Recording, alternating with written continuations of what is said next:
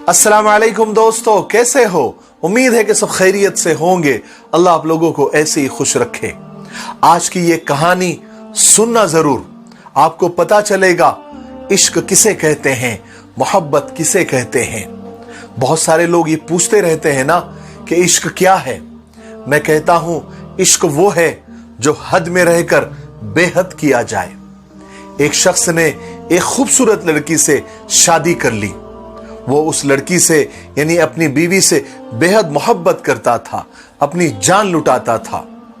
मगर एक दिन अल्लाह का करना ऐसा हो गया कि उस लड़की को स्किन की यानी जिल्द की, चमड़ी की कोई बीमारी लग गई, जिससे उसकी खूबसूरती दिन ब दिन घटती जा रही थी। बीवी यानी वो लड़की बहुत परेशान थी और उसका शौहर भी बहुत फिक्रमंद था।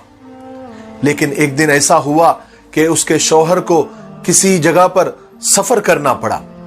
वापस आते हुए एक हादसा हो गया, एक छोटा सा एक्सीडेंट हो गया, जिसमें उस आदमी की दोनों आंखें जाती रही, यानी दोनों आंखें चली गई, वो अंधा हो गया। लेकिन फिर भी उनकी जो अज़दवाजी जिंदगी थी, शादीशुदा जिंदगी थी, यूं ही चलती रही। और उसकी बीवी की जो स्किन की बीमारी थी वो दिन ब दिन बढ़ती जा रही थी और उसकी खूबसूरती दिन ब दिन घटती जा रही थी। मगर अंधे आदमी को इस बात का इल्म ही नहीं था, लिहाजा उनकी जिंदगी पर, उनकी लाइफ पर कोई असर ही नहीं पड़ा। वो दोनों एक दूसरे को पहले ही की तरह मोहब्बत कर रहे थे, एक दूसरे का ख्याल रखते थे। फिर खुदा का करना ऐसा हुआ कि एक और नया इम्तिहान लिया गया। उसकी बीवी वो स्किन की बीमारी में, वो बीमारी इतनी बढ़ गई कि आखिर वो इस दुनिया से चली गई, उसका इंतकाल हो गया। दुनिया को उसने खैर बात कह दिया। बीवी के, अपनी चहीती बीवी के इंतकाल के बाद शौहर तो जैसे टूट गया, टूट के बिखर गया, जिंदा लाश बन के रह गया। उसे इतना सदमा लगा, इतना सदमा लगा कि कई महीने लग गए उस सदमे से उसको उभरने के लिए।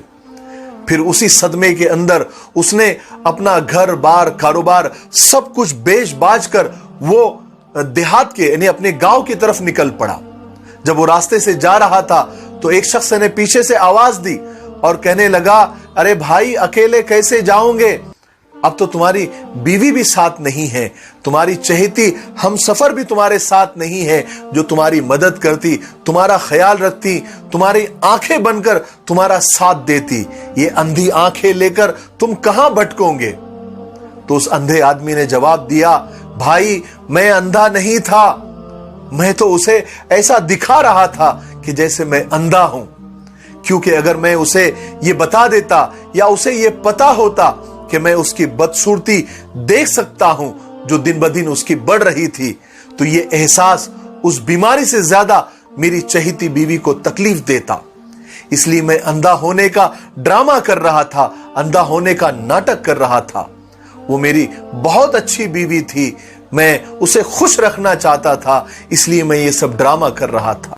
हाय हाय, इश्क वो है जो हद में रहकर बेहद किया जाए। दोस्तों, मोहब्बत वो नहीं जो कोई कर रहा होता है, मोहब्बत तो वो है जो कोई निभा रहा होता है।